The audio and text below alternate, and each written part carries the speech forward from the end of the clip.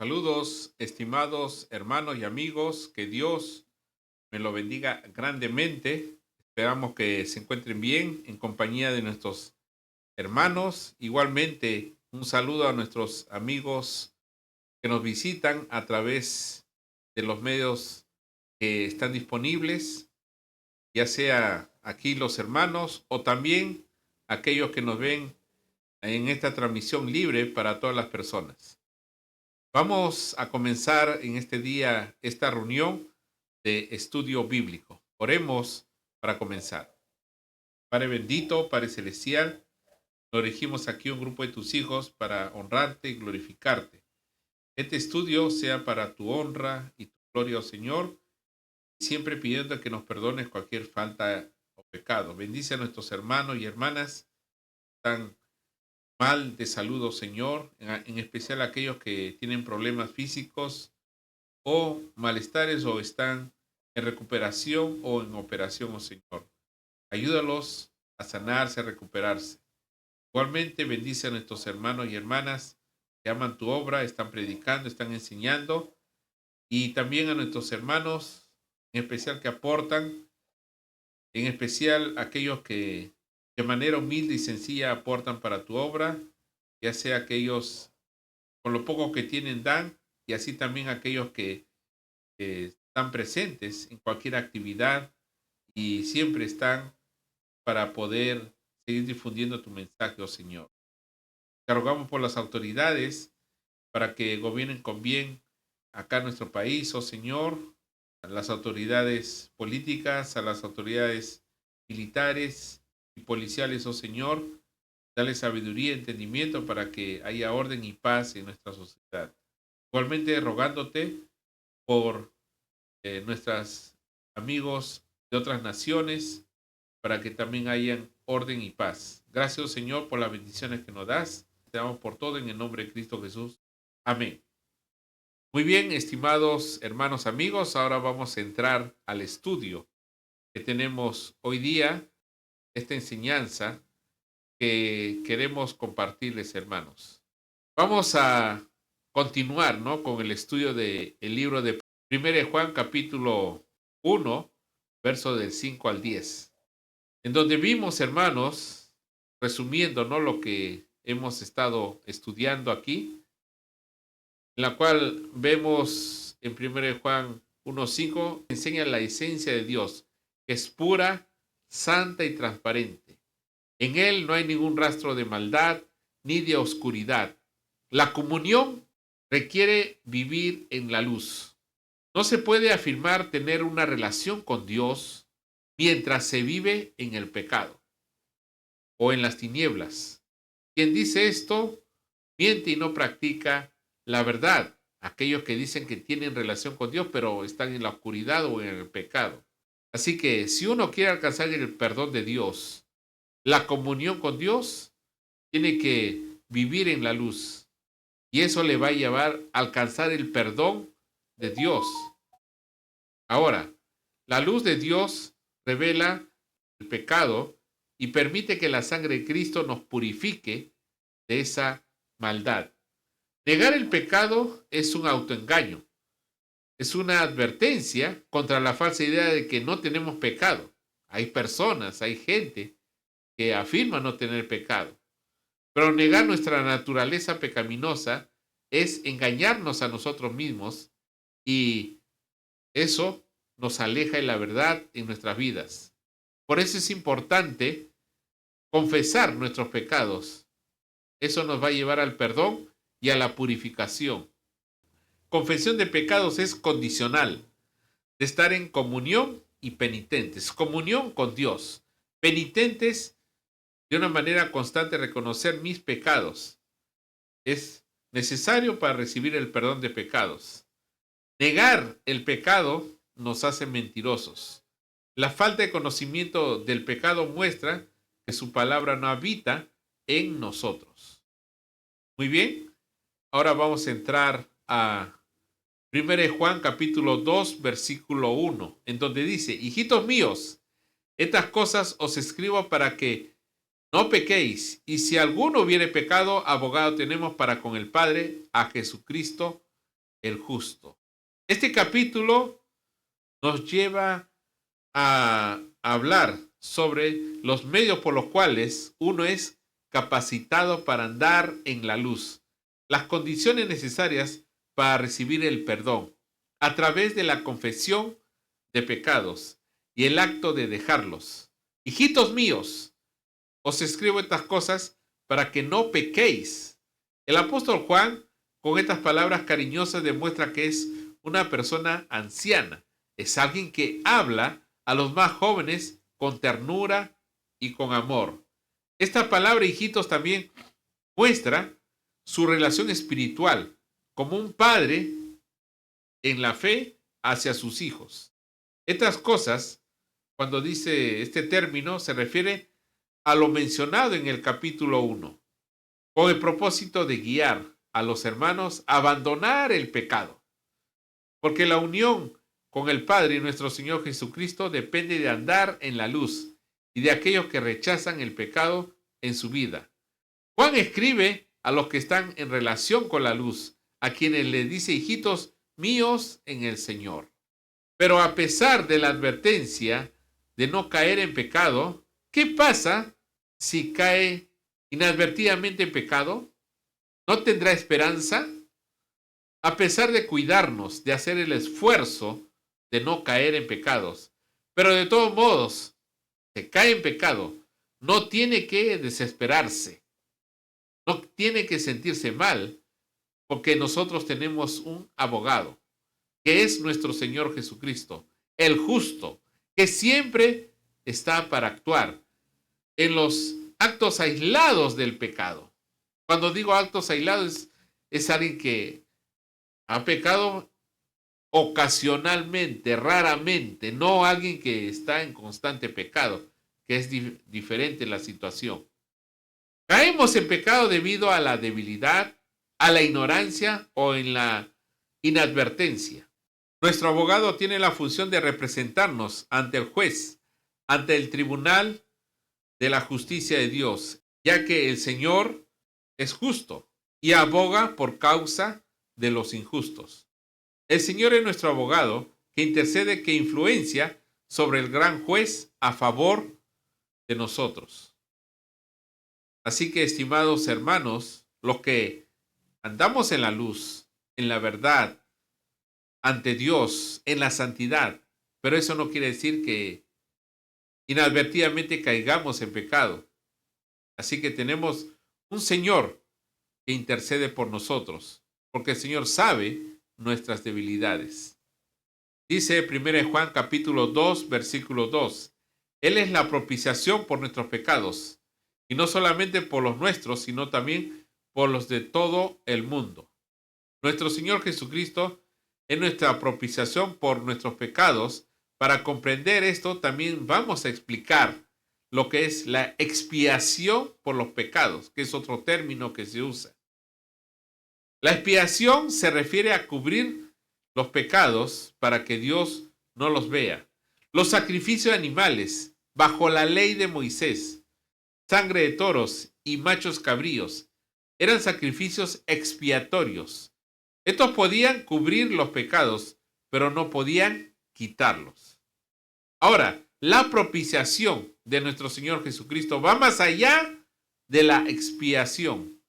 Implica un sacrificio aceptable, un sacrificio suficiente y sustantivo que paga por los pecados, los remueve del pecador y permite la reconciliación con Dios. El sacrificio de nuestro Señor Jesucristo sucedió porque fue enviado por Dios como propiciación por nuestros pecados. Su sangre no solo cubrió la expiación, sino que quitó el pecado del mundo y obtuvo eterna redención con un solo sacrificio. Como dijo Juan el Bautista cuando vio al Señor en el Evangelio de Juan capítulo 1, versículo 29. El siguiente día vio Juan a Jesús que venía a él y dijo, he aquí el Cordero de Dios que quita el pecado del mundo. Las bendiciones de esta propiciación se extienden para todo el mundo. Esto quiere decir que está disponible para toda la humanidad. Ningún hombre está fuera de la misericordia de Dios, salvo el mismo hombre se oponga deliberadamente a esta bendición, se oponga a la propiciación del Señor, que es lo único que le puede salvar. Por ejemplo, dice 2 de Tesalonicenses, capítulo 1, verso 8 y 9, en llama de fuego para dar retribución a los que no conocieron a Dios ni obedecen el evangelio de nuestro Señor Jesucristo, los cuales sufrirán pena de eterna perdición, excluido de la presencia del Señor y de la gloria de su poder. Para que la bendición de la propiciación te beneficie, primeramente tienes que ser humilde. Esto es para aquellos que todavía no han obedecido el evangelio de Cristo. Reconoce tu pecado. Cree en el Señor Jesucristo. Confiesa que Él es el Hijo de Dios. Y bautízate en el nombre del Padre, del Hijo y del Espíritu Santo, para que recibas ese perdón. Y luego eres añadido a la iglesia. No a cualquier grupo religioso, sino a la única iglesia que habla la Biblia, la palabra de Dios, en donde vemos que es conocido también como el reino de Dios, o el cuerpo de Cristo, o la iglesia de Cristo, que es un solo cuerpo o un solo reino. Su iglesia no es una denominación, no es alguna secta, no tiene pactos con gobiernos o entidades, porque Dios no acepta estos grupos de origen humano, porque tienen falsas doctrinas que contradicen las enseñanzas del Señor Jesucristo y la de los apóstoles. Solo de esta manera participas de la propiciación del Cordero de Dios. Dice 1 Juan capítulo 2, versículo 3. Y en esto sabemos que nosotros le conocemos si guardamos sus mandamientos. Bien, nosotros le conocemos a través de guardar los mandamientos de Dios. Este texto es muy claro para confirmar cómo es nuestra relación con el Señor. Nos dice el cómo, nos dice en qué manera. Conocerlo no es una mera familiaridad con Dios. Es como decir, yo tuve un sueño, yo me imagino que Dios es así, yo supongo que Dios es de esta manera. Eso sería algo ambiguo y que variaría en infinidad de conceptos por cada persona. Hay quienes reclaman conocer a Dios y a Cristo y se engañan a sí mismos y a las personas. Dice la palabra de Dios en el libro de Tito capítulo 1 versículo 16. Profesan conocer a Dios, pero con los hechos lo niegan, siendo abominables y rebeldes, reprobados en cuanto a toda buena obra. Aquí se refiere en conocerlo, en tener una relación íntima con el Padre y con su Hijo Jesucristo.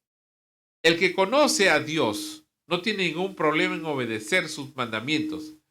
Pero si dices conocer a Dios, pero no obedeces su voluntad, esto quiere decir que no conoces a Dios. No tiene comunión con la divinidad. Hay mucha gente que cree en la existencia de Dios, pero eso no es suficiente, ya que para reconocerle hay que obedecer sus mandamientos. Y es allí donde la mayoría de las personas fallan. Como dice el libro de Eclesiastés, capítulo 12, versículo 13, el fin de todo discurso oído es este: teme a Dios y guarda sus mandamientos, porque esto es el todo del hombre. El temor a Dios se refiere a un profundo respeto al Creador y a su autoridad. Esto nos lleva a guardar sus mandamientos. El respeto a Dios se demuestra en obediencia a sus leyes. De esta manera le honramos con todo nuestro corazón. Esto es lo que le da significado a nuestra vida. Lo que da significado a nuestra vida, hermano, no es el dinero, no es el poder, no es el placer, no es la sabiduría humana, sino nuestra relación correcta con Dios. En obediencia es el verdadero significado de nuestra existencia en este mundo. 1 Juan capítulo 2, versículo 4 dice, el que dice yo le conozco y no guarda sus mandamientos, el tal es mentiroso y la verdad no está en él. El apóstol Juan concluye la idea anterior y afirma las verdades expresadas. Como dije anteriormente, en la iglesia del primer siglo ya estaba germinando la falsa doctrina, los falsos maestros, los falsos hermanos que estaban errados, que enseñaban que tenían un conocimiento superior y que tenían madurez espiritual, que les lleva a tener comunión con Dios. Pero ojo, el error de ellos que hacía estas declaraciones tenían un simple defecto: no guardaban los mandamientos de Dios. El apóstol Juan lucha contra estos falsos hermanos y sus falsas enseñanzas. Juan les dice que si dicen conocer a Dios, pero no guardan sus mandamientos, son mentirosos, porque no tienen la verdad. Estos falsos hermanos estaban lejos de conocer a Dios. Eran desobedientes y mentirosos. Dos defectos bien graves. No vayan a pensar que era una simple mentira o algo de ingenuidad, sino eran personas que en su carácter ya habían formado estas actitudes negativas. O sea, no iban a cambiar. De acuerdo al Evangelio de Juan, capítulo 8, versículo 44, dice, vosotros sois de vuestro padre el diablo, y los deseos de vuestro padre queréis hacer. Él ha sido homicida desde el principio y no ha permanecido en la verdad, porque no hay verdad en él. Cuando habla mentira, de suyo habla porque es mentiroso y padre de mentira. Dice 1 Juan capítulo 2, versículo 5. Pero el que guarda su palabra, en este verdaderamente el amor de Dios se ha perfeccionado. Por esto sabemos que estamos en él. Guardar la palabra de Dios es lo mismo que guardar los mandamientos de Dios. Son sinónimos. El que lo hace, el amor de Dios se ha perfeccionado. Es llegar a la madurez espiritual. Y una de las virtudes que todos los creyentes tenemos que llegar a tener es el amor. Y esto está relacionado con guardar sus mandamientos. Dice 1 Juan capítulo 5, versículo 3. Pues este es el amor a Dios, que guardemos sus mandamientos. Y sus mandamientos no son gravosos. Para conocer a Dios hay que guardar su palabra. Para amar a Dios hay que guardar su palabra. Esta es la evidencia que estamos unidos a Dios. Simple y sencilla. Conocer a Dios, guarda su palabra. Amar a Dios es aquel que guarda su palabra. Dice el Evangelio de Juan capítulo 15, versos 4 y 5.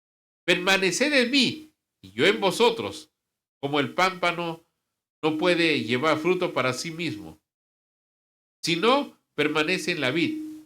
Así tampoco vosotros si no permanecéis en mí. Yo soy la vid, vosotros los pámpanos. El que permanece en mí y yo en él, éste lleva mucho fruto, porque separados de mí nada podéis hacer. 1 Juan capítulo 2, versículo 6. El que dice que permanece en él debe andar como él anduvo. ¿Cómo andar en el Señor?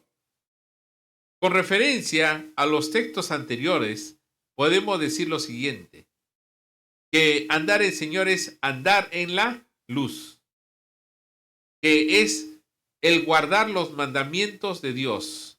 Solo de esta manera puedo validar mi afirmación de estar con Dios. ¿Y quién es nuestro modelo? ¿Quién es nuestro ejemplo en cuanto a permanecer en el Señor? Es el mismo Señor Jesucristo, que Él nos dice que debemos andar, o como dice Juan, andar como Él anduvo. ¿Y cómo anduvo el Señor? Él anduvo en la verdad, porque el Señor dijo, yo soy el camino, yo soy la verdad y yo soy la vida. Tenemos que andar en la santidad, o sea, una vida opuesta al pecado. Santidad significa alguien que que está dedicado al servicio de Dios. Andar en la adoración, cumplir lo que es los actos de adoración, de participar en las reuniones, de cantarle alabanzas, de aprender su palabra, de predicar su evangelio, andar en la obra de Dios. Como dice 1 Corintios capítulo 11, versículo 1, sed imitadores de mí, así como yo de Cristo. Si yo me considero cristiano, y uso el término cristiano, mucha gente lo usa, entonces, ¿cómo debemos andar nosotros? Y Juan lo dice, andar como Él anduvo. Pero si yo no ando como Él anda y me digo cristiano, estoy mintiendo. Me estoy engañando a mí mismo y estoy engañando a los demás. Y no tengo comunión con Dios, porque Dios no tiene comunión con la mentira o con la oscuridad o con el engaño.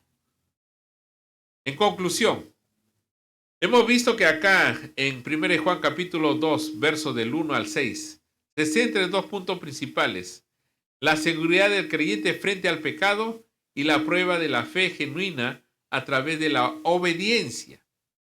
Jesús, nuestro abogado y sacrificio.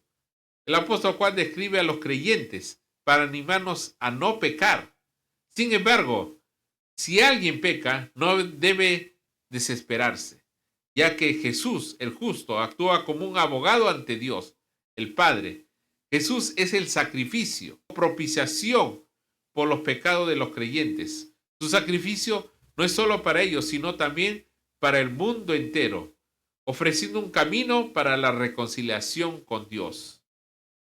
Pero si el mundo rechaza la propiciación de Dios, que es a través de nuestro Señor Jesucristo, no va a alcanzar la salvación. La obediencia como evidencia de la fe en el Señor. La forma de demostrar que realmente conocemos a Dios es a través de la obediencia a sus mandamientos. Quien afirma conocer a Dios, pero no guarda sus mandamientos, es mentiroso y la verdad no está en él. La obediencia a la palabra de Dios nos perfecciona o nos madura acerca de lo que es el amor a Dios en el creyente. Si una persona dice que vive en Cristo, debe vivir como Jesús vivió. Esto implica imitar a Jesús y seguir su ejemplo de obediencia a Dios. Muy bien, estimados hermanos, amigos, espero que con estas palabras, estas enseñanzas, podamos meditar, reflexionar y andar por el camino en la cual el Señor nos ha llamado. Dios me lo bendiga grandemente.